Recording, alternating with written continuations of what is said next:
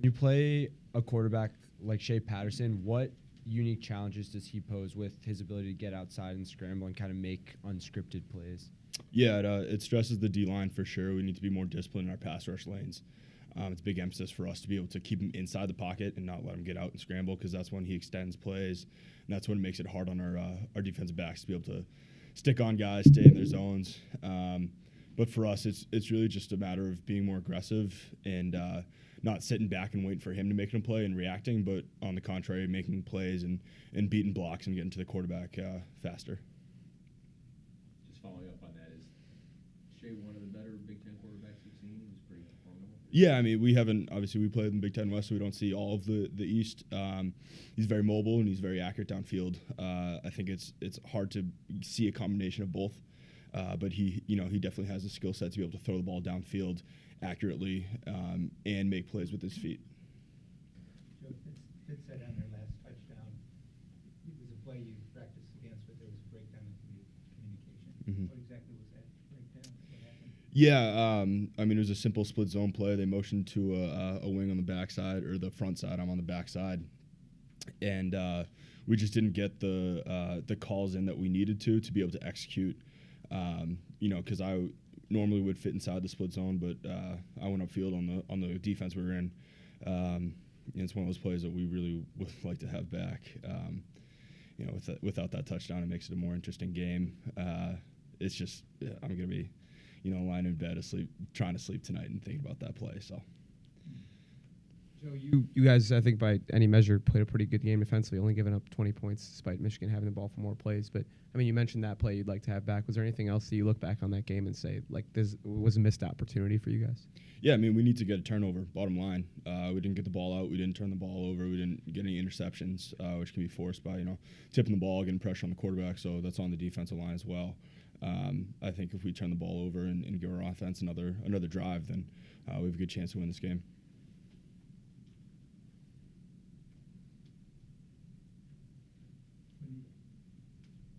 When you see your offense struggling, when a defense sees an offense struggling like it is, do you guys get in your mind, we have to pitch a shutout now just because if they don't score anymore, we're going to win?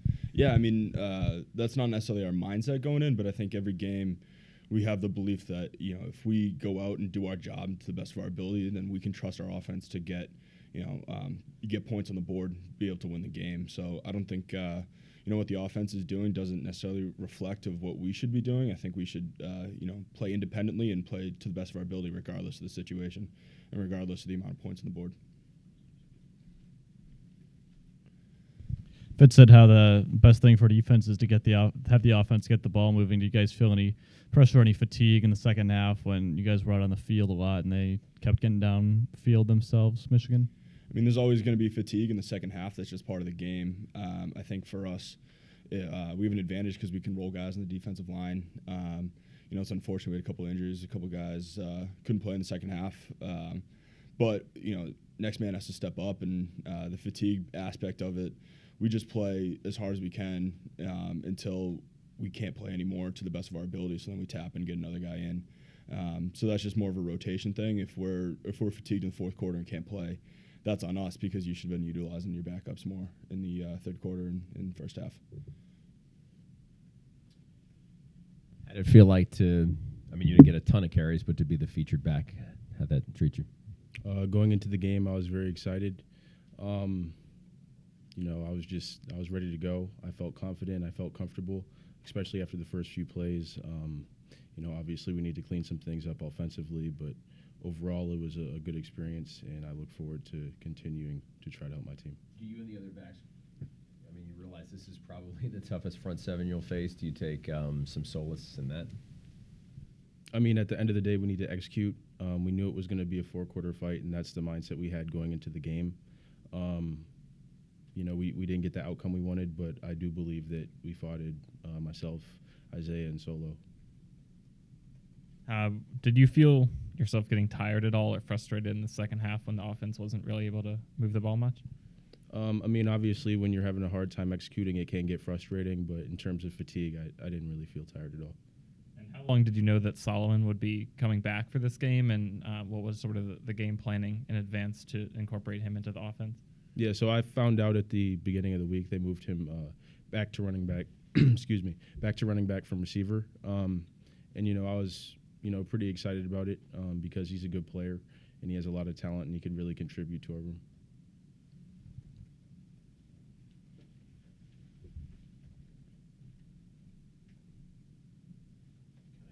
The question about going against that front seven, they've got a lot of NFL prospects on that side of the ball. What kind of stood out with some of the guys you went up against in Michigan? Do they seem pretty physical or bigger or faster?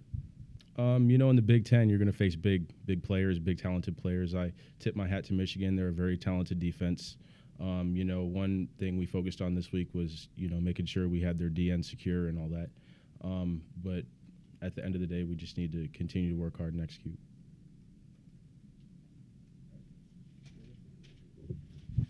Hi, John. You guys were shut out in the second half again. It's happened 3 times this year so far. Does that weigh on your psyche at all? Does that affect the team? Do you feel people pressing? Is it a thing on the sidelines? Is it something in your mind? I mean, when you're in the middle of a football game, one big thing that you need to do is capture momentum. And obviously we've had a hard time doing that. But I think that if we continue to stay together as a team and keep drives going, whether that be in the run game or the passing game, and protecting Clayton, we will have more success. On that last Michigan touchdown drive, defense had a chance to make 2 big plays. First, the dart that Patterson threw to the tight end and then kind of walked into the end zone 2 plays later. I mean, how hard is it to think back on those 2 plays and what you guys could or should have done? Yeah, not hard.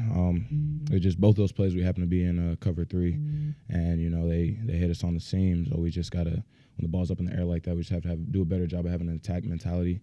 When we are seeing the quarterback and able to make breaks on his throw, we have to, take the mindset of the offensive guy, and go on the offensive and go try to take the ball out of there and make plays on it. But he did a good job of putting the ball in a good position for only his receivers to catch it. We're driving on it, and it just didn't go our way those couple plays. Along those lines, did you find Shea Patterson pretty impressive? Definitely a better passer than we thought he was going to be. A little more accurate than we thought, and he also made those couple plays with his legs, able to extend some plays and get yards, a couple of first downs that we would have liked to have back on some of those third down plays. I think he played very well. He did a good job of taking care of the ball. He didn't have any turnovers, which is another thing that we have to be better at, is forcing him to make turnovers, making plays on the ball. But all in all, I thought he had a pretty good game. You guys were pretty successful defensively early on there. What sort of adjustments did they make that allowed them to have more success? Well, I don't know if it's necessarily too many adjustments that they made. I think we did a really good job of early on stopping the run, and their offense a lot of times is geared towards running, and then hitting a play action. And when we cause them to, switch up their game a little bit and do a lot more drop back passing, that's where we wanted them. But, we weren't able to make the plays that we needed to once we got them to, change to that style of play. So they did a good job of, making that adjustment and then, being able to execute. Higdon had a ton of carries. They ran the ball. Does that wear you down towards the end of the game? Do you feel any fatigue there? No, I mean, I think we want teams to run the ball, especially when we're stopping them, we're holding them. And we're able to make plays, when they get to throwing the ball around and, they making big plays through the air. I think that's when defense starts to get tired, when they are making, first downs, when we get them the third down and they make a big play on third down. I think that's when they start to wear us down. But, if they're running the ball and we're able to keep it inside and in front, I think that's what we want them to do. Bend don't break mentality worked really well in the second half until you guys really needed to stop. Disappointing, frustrating, and what's the emotions like that on that last drive you couldn't get the result you needed? I mean, yeah, anytime, the game is in the hands of the defense, you want to be able to go out there and make that stop to win it. But, when it doesn't happen, you just go back to the tape and see what you could have done better, what they hit you on. Was it, a gap here, a fill here, was it a play on the ball here, being able to get a turnover in the red zone. Hold them to another field goal. When you aren't able to get that happen, you lose games. When you're on the sidelines and you see the offense struggling like they were in the third and fourth quarters, how do you keep your unit motivated to go out there and stay solid as you guys did for so much of that second half? Yeah, I mean, I think a lot of guys on our defense, we relish the thought of the game being in our hands. We like to go out on the field. We like to have the opportunity to make plays. And, when we see our offense struggling, we know that we have to make stops on, the other team's side of the field in order to give our offense good field position when they're struggling to move it. So, I don't think it's very hard for us to stay motivated because we want to be on the field and we want the game to be in our hands and have the opportunities to make plays. And, when we do, we're really good. When we don't, we lose games.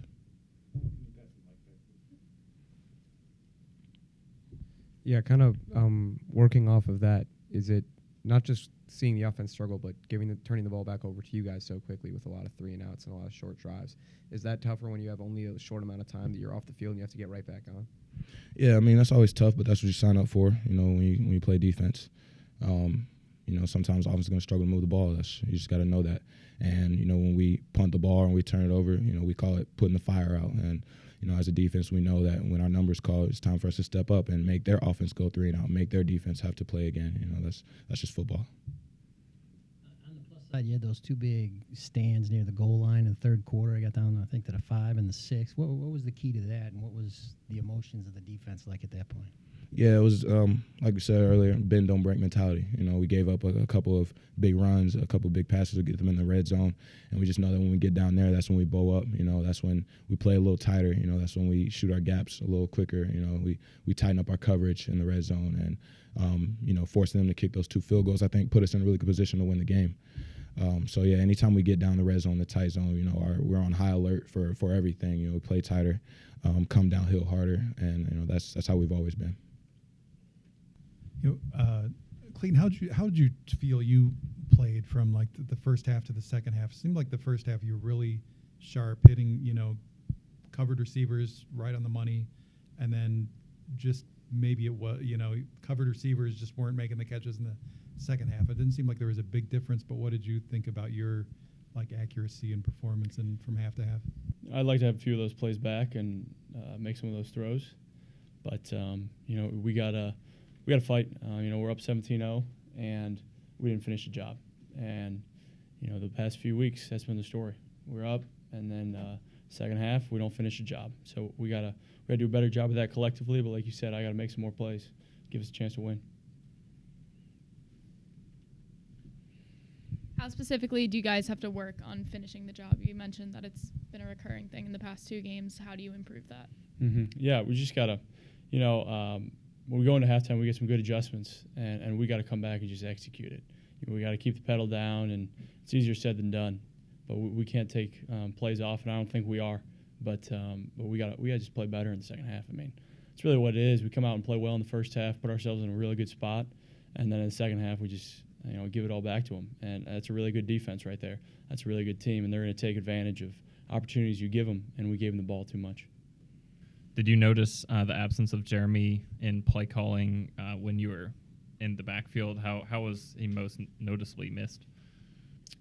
I didn't notice it. I think those guys did a great job. Obviously, you guys saw Solomon in there as well. I think those running backs played well, and we got to keep getting them the ball. You guys were 2-3 last year. Major questions on offense, and then you got it going. Does that give you some hope for this year? Do you see any parallels? I think like what you said, we were 2-3 last year. Year before, we started 1-3. So we've been in this position before, and unfortunately, we're in it again. But we know how to get out of it, and it starts with us in this room. You guys are great, but you guys are all off the bandwagon, and so we got to do it ourselves and shut out the noise. Did they do anything? What adjustments did they make after your first 3 starts? I don't know if they made any adjustments we haven't seen. Actually, I know they didn't, but they came out and they played well, and we just got to score. We just got to score, and when we get chances, we get good field position, we got to score. And our defense played well, I thought, and gave us a chance to win. You and Fitz both referenced good halftime offensive adjustments that you guys just weren't able to execute. What were some of those things that you guys were talking about at halftime? That's a better question for him.